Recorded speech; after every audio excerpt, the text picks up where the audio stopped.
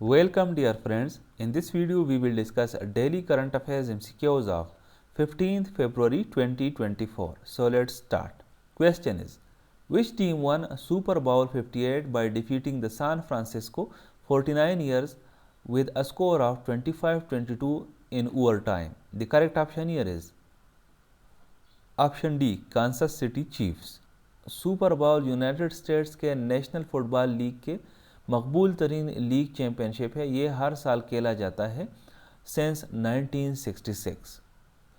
Whose impact on conceptual art was celebrated in a retrospective exhibition at the Tate Modern in London on February 14, 2024? Yoko Ono. Yoko Ono basically Japanese है, लेकिन 1950s में ये United states move कर गई थी। वहाँ पर ये काफ़ी एक्टिव रही as a multimedia artist, singer, songwriter and peace writer, और ये अभी भी ज़िंदा है। Who did the US House of Representatives vote to impeach? The correct option here is option D, Homeland Security Secretary Alejandro Mayorkas. Alejandro Mayorkas basically एक Democrat है और Republican इसको एक्यूज़ कर रहे हैं कि इसने यूएस इमिग्रेशन लॉज को प्रॉपरली इन्फोर्स नहीं किया है, और कांग्रेस को भी उन्होंने मुख्तलिफ फास्ट स्टेटमेंट्स दी है। और चूँकि इसने यूएस इमिग्रेशन लॉज को प्रॉपरली इन्फोर्स नहीं किया है, तो इसी वजह से जो यूएस मेक्सिको बॉर्डर है, इसमें जो माइग्रेंट्स की फ़्लो है उसमें रिकॉर्ड इजाफा हुआ है। यूनाइटेड स्टेट्स में जब भी किसी को इम्पीच किया जाता है तो ये इम्पीचमेंट इनिशिएट होती है हाउस ऑफ रिप्रेजेंटेटिव्स में। यूनाइटेड स्टेट्स के दो हाउसेस है, house of representatives and senate.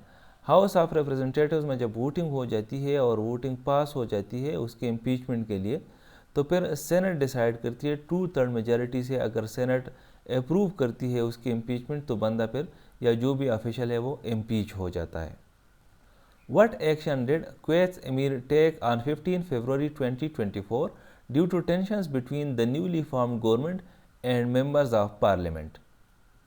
Dissolved parliament. Kuwait का जो ये प्रेजेंट पार्लियामेंट था, ये पिछले साल जून में इलेक्ट हुआ था, और कुवैत का जो नया अमीर है शेख मिशाल अल अहमद अल सबा, ये लामेकर्स पे पहले से ही तनकीद कर रहा था, और रिसेंटली उन्होंने एक डिक्री इशू की। इस डिक्री को बाद में कुवैत के कैबिनेट ने अप्रूव किया, और उसके अप्रूव होने के बाद ये पार्लियामेंट डिज़ाल्व हो गया। Which country suspended the activities of the Office of the United Nations High Commissioner for Human Rights in its capital and expelled its staff from the country on 15 February 2024? Venezuela.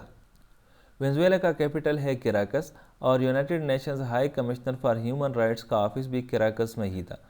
Venezuela ने इस office को accuse किया है basically Venezuela के government ने, जो कि इस वक्त निकोलो मडोरो चला रहा है। उसने एक्यूज़ किया है कि ये गवर्नमेंट के ख़िलाफ़ प्लाट कर रहे हैं और इसके ख़िलाफ़ साजिशें कर रहे हैं, और ये असल में एक प्राइवेट फर्म बन गया है कू प्लाटर्स का। इसी वजह से उन्होंने इसको एक्सपेल किया है। बेसिकली निकोलस मडोरो की जो गवर्नमेंट है वो ज़्यादातर वेस्टर्न पावर्स को एक्सेप्टेबल नहीं है, और वो इसको गिराना चाहते हैं। तो इसी वजह से निकोलस मडोरो या उसके जितने भी कैबिनेट मेंबर्स हैं, तो वो इस चीज़ में बड़े केयरफुल है कि कौन इनके ख़िलाफ़ प्लाट कर रहे हैं। Who has been nominated by PTI as the candidate for prime minister? Umar Ayub.